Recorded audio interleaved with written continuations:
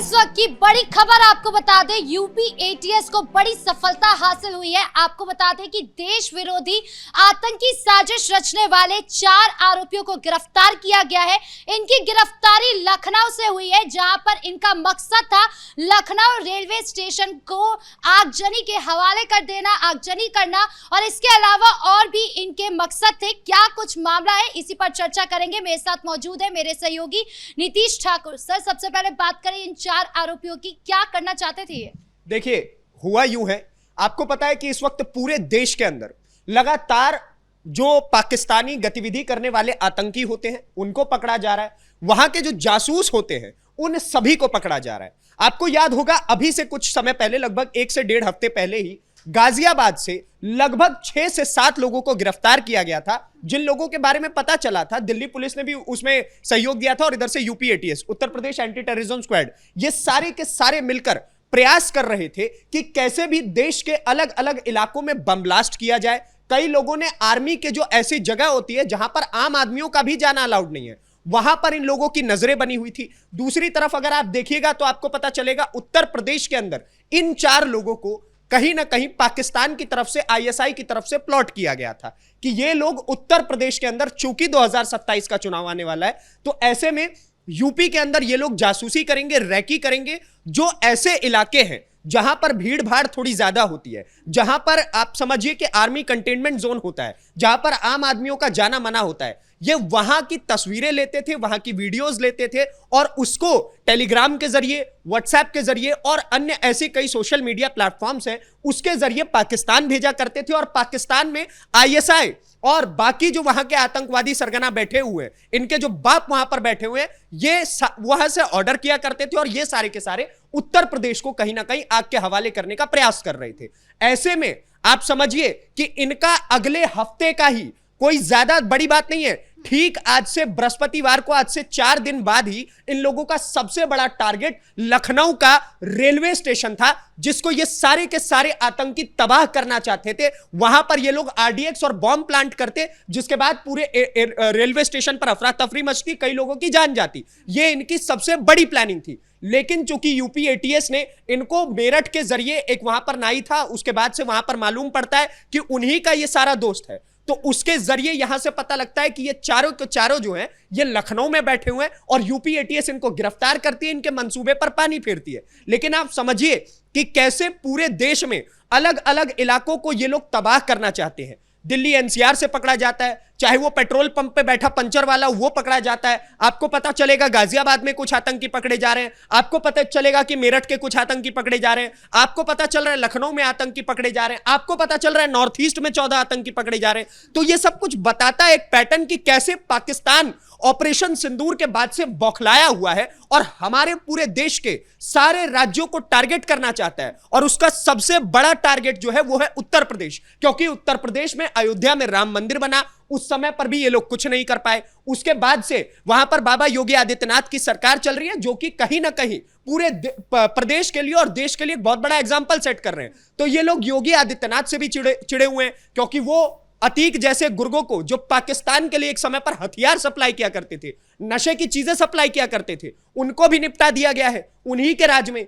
उसके बाद अशरफ को निपटा दिया गया, उसका भाई जो था। तो ऐसे एक पूरा आतंकी पैटर्न जो है बाबा ने और यूपी एटीएस ने खत्म कर दिया है। तो इस चीज से ये सारे के सारे बौखलाए हुए हैं, और इनका मेन टारगेट जो है वो उत्तर प्रदेश है। मतलब ये 4 तो नहीं होंगे, इसके अलावा और भी लोग होंगे, और भी बड़ा नेटवर्क होगा। यूपी एटीएस उन तक कैसे पहुंचेगी? क्या गिरफ्तारी के बाद और जांच होगी और चीजें सामने आएंगी? जी बिल्कुल, अभी गिरफ्तारी के बाद अभी से ही जांच शुरू हो चुकी है। कल रात में इन 4 को गिरफ्तार किया गया है, और उसके बाद से जब इनसे ठीक तरीके से ठोक पीट करके पूछा गया, तो ये बताते हैं कि इनकी प्लानिंग क्या थी। आप प्लानिंग नंबर 1 समझिए, ये पूरे देश में अलग अलग जगह घूम करके रैकी कर रहे थे। इन्होंने कुछ जगहों को टारगेट्स किया हुआ था, जहां पर ये लोग कभी सिलेंडर ब्लास्ट करने की कोशिश करते, कभी बॉम्ब ब्लास्ट करने की कोशिश करते, कभी अफरा तफरी मचाने की कोशिश करते। तो ये इन्होंने सोचा था कि पूरे देश के अंदर एक केओस क्रिएट कर दिया जाए, जिससे कि पूरा देश परेशान हो जाए। ठीक है, अब जब ये सारी चीजें हो जाती हैं, जब इन लोगों की प्लानिंग प्लॉटिंग हो जाती है, तो ये पहला टारगेट बनाते हैं उत्तर प्रदेश को।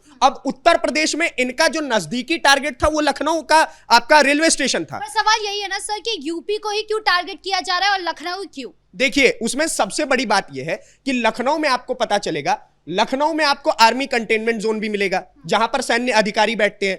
लखनऊ में आपको मुख्यमंत्री भवन भी मिलेगा, मुख्यमंत्री जी का आवास भी मिलेगा जहां पर खुद बाबा बैठते हैं। उसके बाद कई ऐसे बड़े बड़े नेता हैं और मंत्री हैं जो लखनऊ के अंदर ही आवास में रहते हैं, अपने उनका आवास जो अलॉटेड है, ठीक है। अब ऐसे में उनके लिए सबसे बड़ा टारगेट लखनऊ इसलिए था, मैं वही आपको बता रहा हूं कि इन चारों ने कई नेताओं की भी रैकी की थी कि कब कौन सा मिनिस्टर, कब कौन सा सांसद, कब कौन सा विधायक किस समय पर यहां से वहां जाता है, और उन लोगों को भी टारगेट करके इन्होंने मारने की कोशिश की थी। और उसमें एक बड़ा नाम योगी आदित्यनाथ का भी, आप समझिए कि कितना बड़ा एक टेरर एंगल है कि आपके देश के, आपके देश में इस वक्त सबसे जो बेहतरीन तरीके से बढ़ रहा राज्य उत्तर प्रदेश, उसको, उसके मुख्यमंत्री तक को मारने की प्लानिंग और प्लॉटिंग चल रही है आईएसआई की तरफ से। पाकिस्तान हमेशा से, क्योंकि वो हमसे फ्रंट पे वॉर लड़ नहीं सकता है, तो वो हमेशा आतंकवादियों का सहारा लेता है, आतंकियों का सहारा लेता है हमारे देश में क्योस पैदा करने के लिए। लेकिन बार बार चाहे वो किसी भी तरीके से हो,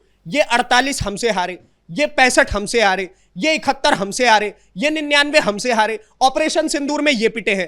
तो ये सारे के सारी जो हार है वो पाकिस्तान के लिए बौखलाहट बनकर के उबल रही है और हमारे पूरे देश को बर्बाद करने की ये कोशिश कर रहे हैं। लेकिन ये सब कुछ ज्यादा दिन नहीं चलने वाला है, क्योंकि कुछ भी हो, अगर इन्होंने आतंकी प्लॉट कर रखे हैं तो उन्हें भी मालूम होना चाहिए कि भारत के अंदर धुरंधर बैठे हुए हैं। यूपी एटीएस में जो धुरंधर बैठे हुए हैं, ऐसे ऐसे आतंकियों को पकड़ते हैं। आप देखिए इसमें कौन कौन है, साकिब है, अरबाब है, लोकेश है, विकास है, ये चारों के चारों आतंकी मंसूबे के हैं। इनको वहां से पैसे भेजे जाते थे, क्यूआर कोड के जरिए ये लोग पैसे भी लिया करते थे कि कब कहां पर कितना खर्च होगा, कितना बॉम्ब लाना है, कितना मटेरियल लाना है। बताया जा रहा है कि सोशल मीडिया के जरिए इनका कांटेक्ट था अपने लोगों से। जी बिल्कुल, टेलीग्राम का इस सब केसेस में हमने देखा है कि बीते जो लगातार हम लोग इस मामले को कवर कर रहे हैं कि कैसे पूरे दिल्ली में, पूरे देश में इस वक्त आतंकियों को पकड़ा जा रहा है, तो उसमें आपको मालूम पड़ेगा कि सबसे ज्यादा उपयोग अगर ये लोग किसी सोशल मीडिया प्लेटफॉर्म का करते हैं तो वो है टेलीग्राम। क्योंकि टेलीग्राम में आपको किसी भी प्रकार का सिक्योरिटी ब्रीच नहीं मिलता है, ये पाकिस्तान से भी कनेक्ट हो सकते हैं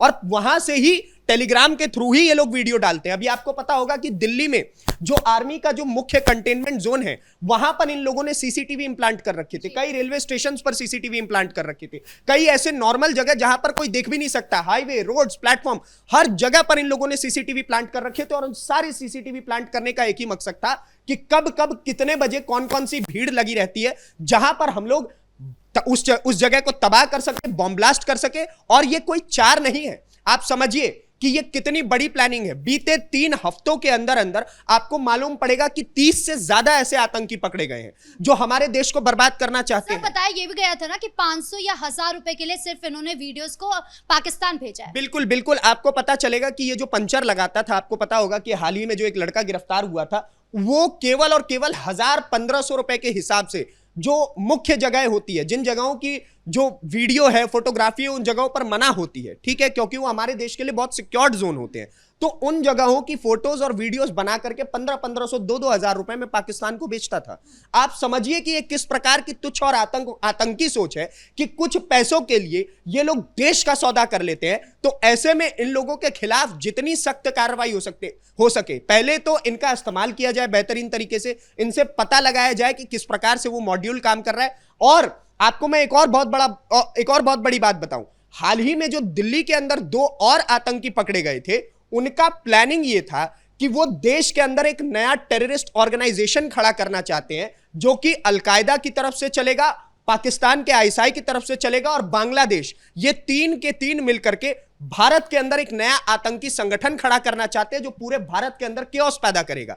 लेकिन उन सारे मंसूबे पर धीरे धीरे करके पानी फिरता चला जा रहा है, क्योंकि हमारे देश के अंदर जो हमारी इंटेलिजेंस एजेंसीज हैं वो सबका सब पता लगा रही हैं और धीरे धीरे करके जैसे जैसे मालूम पड़ रहा है ये सारे के सारे लटके चले जा रहे हैं। सर सवाल तो ये भी है कि यूपी को ही क्यों टारगेट किया जा रहा है, क्योंकि और भी तो राज्यों में चुनाव है। अभी हम देख रहे हैं कि लगातार चुनाव जो है 5 राज्यों में होने वाले हैं, लेकिन यूपी को ही टारगेट करना, क्या सीएम योगी से इन लोगों को काफी ज्यादा परेशानी हो रही है? देखिए, मुख्यमंत्री योगी आदित्यनाथ जो है वो केवल एक मुख्यमंत्री नहीं है, वो पूरे भारत में एक ऐसे मुख्यमंत्री हैं जो भगवा पहन करके चलते हैं और उस भगवे को शान की तरह अपने बदन पर ओढ़ करके चलते हैं। और उसके बाद आप दूसरी चीज समझिए, हिंदुओं के इस वक्त सबसे बड़े प्रतीक के रूप में वो सामने आए हैं और लगातार जिस प्रकार से उन्होंने जिहादियों के खिलाफ कार्रवाई की है, जिस प्रकार से आतंकियों के जो मॉड्यूल उत्तर प्रदेश के अंदर बैठ करके काम करते थे उनके खिलाफ कार्रवाई की है, तो ऐसे में ये पूरे के पूरे पाकिस्तान के लिए नागवार है। वो लोग इस चीज को पचा ही नहीं पा रहे कि कोई ऐसा मुख्यमंत्री भी आकर के बैठ सकता है जो किसी की ना सुने। अब ऐसे में वो लोग किसी भी तरीके से चाहते हैं कि यूपी के अंदर अगर हमने जगह जगह पर बॉम्ब ब्लास्ट किया तो ये सबसे बड़ा फेलियर किसका माना जाएगा? सरकार का। सरकार में कौन? योगी आदित्यनाथ। हाल ही में चुनाव कहां पे है? 1 साल बाद ठीक 2027 में उत्तर प्रदेश में। तो ऐसे में अगर हमने इस प्रकार के टेररिस्ट अटैक्स कर दिए, योगी आदित्यनाथ का विजन कहीं ना कहीं कमजोर दिखेगा, जनता उनके खिलाफ जाएगी और फिर वहां पर कोई हमारा आदमी जाकर के बैठेगा जो अतीक की तरह ही काम करेगा, अशरफ की तरह ही काम करेगा और हमारा पूरा प्रदेश पर दोबारा से कंट्रोल हो जाएगा। चाहे हमें ड्रग्स भेजना हो हम वो भेज पाएंगे, चाहे हमें इलीगल मनी भेजनी हो हम वो कर पाएंगे, मनी लॉन्ड्रिंग करनी हो हम वो कर पाएंगे। तो उत्तर प्रदेश इनके लिए बहुत मुख्य जगह थी, जिस चीज को बाबा योगी आदित्यनाथ ने खत्म कर दिया। वैसे में आतंकी मुख्य टारगेट इसी कारण उत्तर प्रदेश को बना रहे। जी, इस मुद्दे पर ज्यादा जानकारियों के लिए आपका बहुत बहुत धन्यवाद। तो कुल मिलाकर यूपी एटीएस ने जिस तरीके से कार्रवाई की है, इससे बहुत बड़ा खतरा यूपी और लखनऊ से टल चुका है और अब सवाल यह है कि यूपी एटीएस आगे क्या कुछ करेगा, क्या कुछ राज सामने आते हैं, नेटवर्क तक कैसे पहुंचते हैं, यह भी देखना बाकी है। ब्रेकिंग न्यूज में इतना ही। कैमरा पर्सन राजकुमार के साथ मैं राधिका राज।